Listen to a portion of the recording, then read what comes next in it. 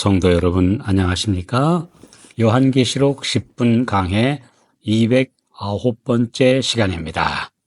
오늘은 계시록 14장의 11번째 강해로 오늘부터 몇 주간 첫째 천사의 기별을 함께 연구하시겠습니다.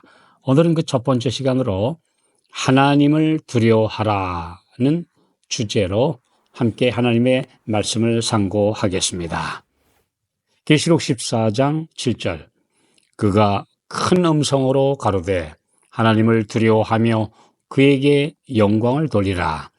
이는 그의 심판하실 시간이 이르렀음이니 하늘과 땅과 바다와 물들의 근원을 만드신 이를 경배하라 하더라. 마지막 시대에 온 세상을 향해 크게 울려 퍼지는 하늘의 메시지가 세 천사가 전하는 영원한 복음입니다. 이 복음은 성경 전체를 요약한 내용이며 결론입니다.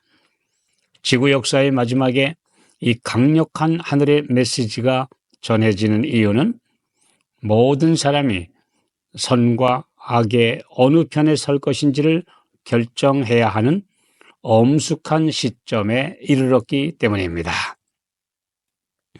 첫째 천사의 외침은 하나님을 두려워하라는 말씀으로 시작합니다. 하늘을 나는 천사로 상징된 하나님의 종들의 복음 선포는 신속하게 지구 전 구석까지 그리고 전파를 타고 온 세상 끝까지 전파될 뿐 아니라 SNS 등 인터넷 매체를 이용해 대중에게 삽시간에 정보가 전달되는 오늘날의 상황을 예언하고 있습니다. 이 메시지는 어느 누구도 예외 없이 들어야 되는 하나님의 말씀입니다. 왜 하나님을 두려워하라고 서두에 말하고 있을까요? 그 이유는 이 세상 사람들이 하나님을 만홀히, 즉 우습게 여기고 그분의 경고를 무시하고 있기 때문입니다. 하나님의 말씀에 대한 존경심과 진지한 수용 태도가 사람에게 기본적으로 있어야 되는 올바른 태도입니다. 그분의 말씀을 무시하는 것은 곧 그 말씀을 주신 분을 무시하는 것입니다. 특히 하나님을 믿노라고 하는 신자들의 삶과 수많은 교회들의 설교와 가르침에서 그분이 친히 손가락으로 기록하시고 우레소리로 선포하신 십계명을 무시하는 상황이 너무나 심해지고 있기 때문입니다. 드디어 종교개혁으로 생겨난 개신교회들이 십계명을 변개한 교황권 세력과 연합하는 종교통합운동까지 이루어지고 있는 시대입니다. 갈라디아서 6장 7절 스스로 속이지 말라.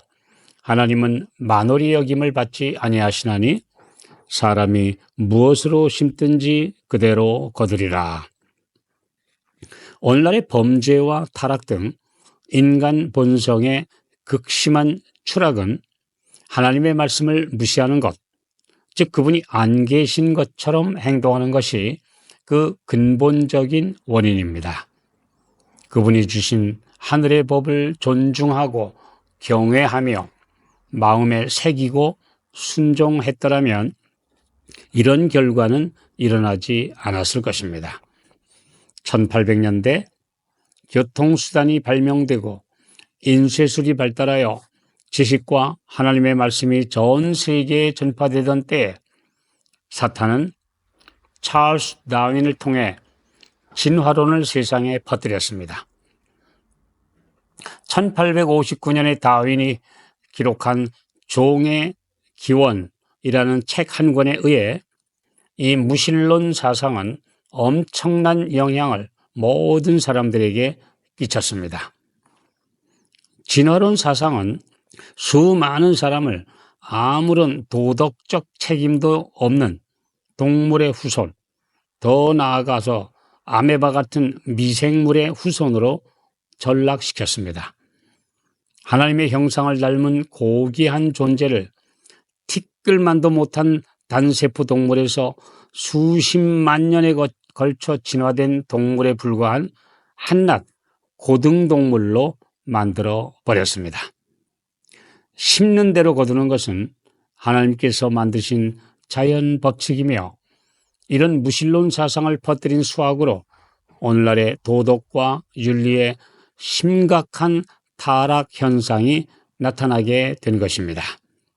인간들의 추측에 불과한 이 이론은 창조주께 대한 신앙을 심각하게 훼손했으며, 불신자와 회의론자들을 수없이 만들어냈습니다. 결국 하나님을 두려워하지 않는 인간들, 본능대로 살아도 아무런 가책을 느끼지 못하는 상태, 그리고 양심의 소리를 듣지 못하는 인간 군상이 도처에 편만해 있습니다.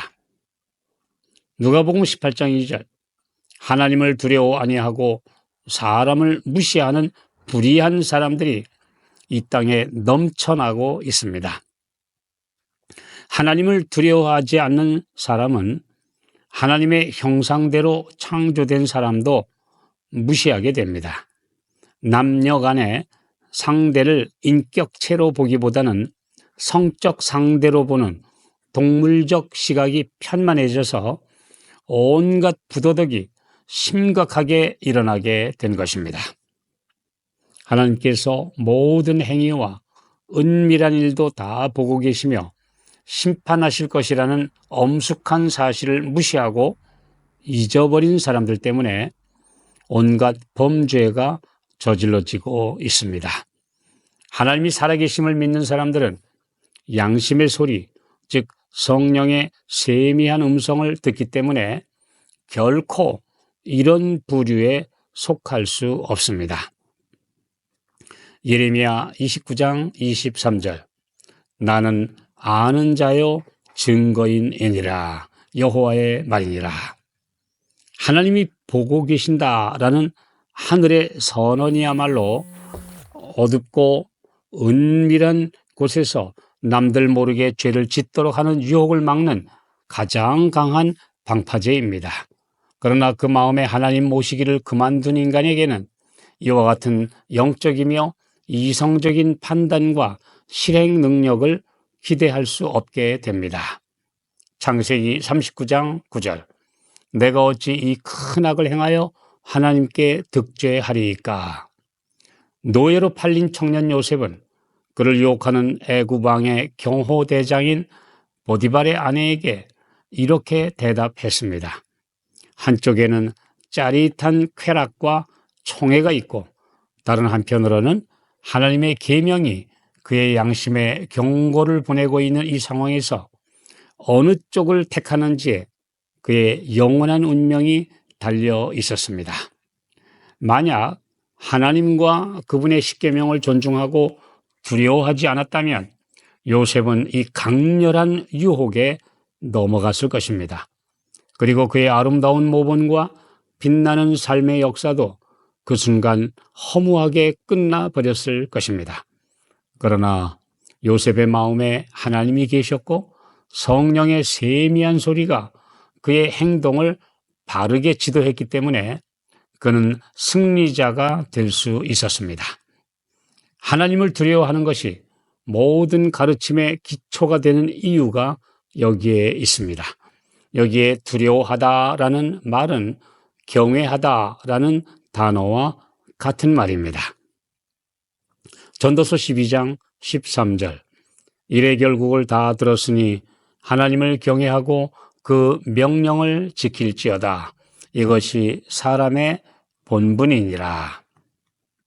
하나님의 계명을 무시하고 율법 폐지론이 개신교회 안에 편만하며 인간에 불과한 교황이, 그 권력이 십계명을 제멋대로 바꾸고 사람이 만든 온갖 신학 이론으로 그 분명한 명령을 뭉개고 있는 이 시대입니다. 그러나 하나님을 두려워하는 경건한 남은 자손이 어둠의 세력에 맞서 싸우고 있습니다. 그들이 전하는 엄숙한 말씀 선포에 귀 기울이는 분들이 예수님의 재림을 위해 준비될 것입니다.